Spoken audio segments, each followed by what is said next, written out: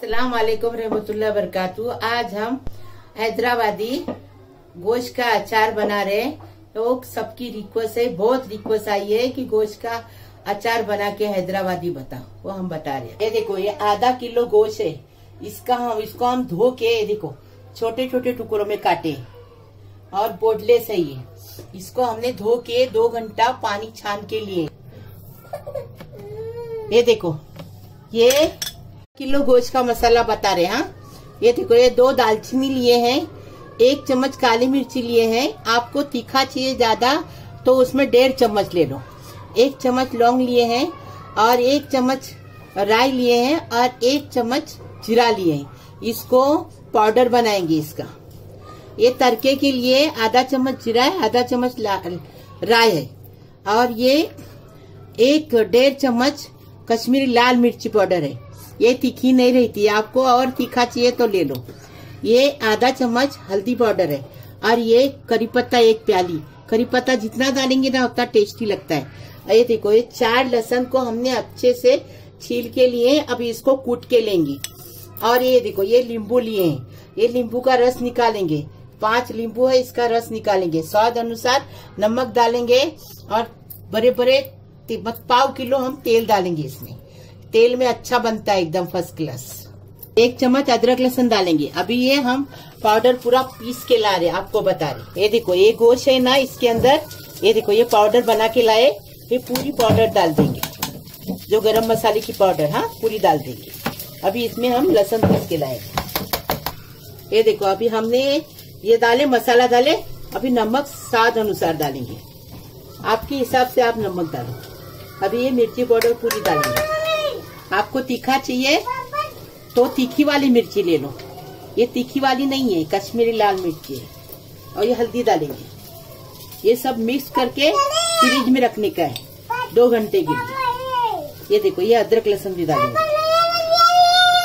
अभी इसको पूरा मिक्स करेंगे, इसको बघार के लिए रखेंगे। और ये दरदरा, ये देखो, अभी इसको पूरा मिक्स करेंगे और इसको फ्रिज में रखेंगे। और 1 घंटा 2 घंटा जितना ज्यादा रखेंगे ना उतना टेस्टी अचार बनेगा, एकदम फर्स्ट क्लास। उसके बाद इसको बघारेंगे। हाँ, आपको बता रहे। ये देखो, अभी ये गोश्त को हम ऐसा इसमें कुकर में गलाने को रखेंगे, बाद में बघार देंगे। हाँ, अभी सब मसाले मिक्स किए। मसाले का प्याला है, हाँ, इसमें पानी, ये देखो आधा प्याला पानी इसमें डालेंगे। और इसको देखो, हमने आधा प्याला, ये प्याला भर के आधा प्याला हमने पानी डाले और गोश्त का पानी ऐसा पूरा सुक्का कर दिए। देखो कैसा गल गया, देखो एकदम फर्स्ट क्लास। देखिए, अभी ये सुक्का हो गया और गल गया। अभी हम तेल डाले 1/4 किलो। ये पूरा 5 नींबू का रस है, बड़े बड़े नींबू थे। अगर छोटे नींबू रहेंगे तो 10 लेने का, क्योंकि अचार खट्टा रहता है ना, इसके लिए 10। और करी पत्ता जितना डालेंगे उतना टेस्टी बन। हमने 1/4 किलो तेल डाले इसमें। अभी राई और जीरा डालेंगे। राई जीरे को अच्छे से ये करेंगे। है देखो, अभी ये पूरा करी पत्ता डालेंगे। अभी लहसुन को चॉप करके लाए, अभी लहसुन को डालेंगे। इसको भुनेंगे अच्छे से भुनेंगे इसको। फिर उसके अंदर गोश्त को भुनेंगे अच्छे से। हैदराबादी गोश्त का अचार बना रहे हम। बहुत जन ने रिक्वेस्ट दिए हैं, पूरी कर रहे। ये देखो, लहसुन लाल हो गया, एकदम फर्स्ट क्लास। अब ये गोश्त डालेंगे। देखो कितना अच्छा टेस्टी, एकदम फर्स्ट क्लास बन रहा है, अच्छी खुशबू आ रही है। अब ये गोश्त को ये तेल में अच्छे से भुनेंगे।